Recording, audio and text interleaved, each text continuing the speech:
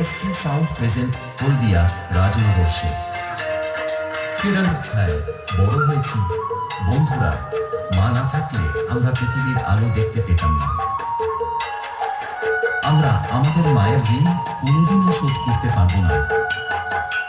মায়ের প্রতি শ্রদ্ধা, ভালোবাসা ও প্রণাম জানিয়ে শুরু করছি একটি সুন্দর গান দিয়ে। তাই আপনারা মন দিয়ে শুনতে থাকুন। ধন্যবাদ। YouTube by Hamin Raj, Kerala remix.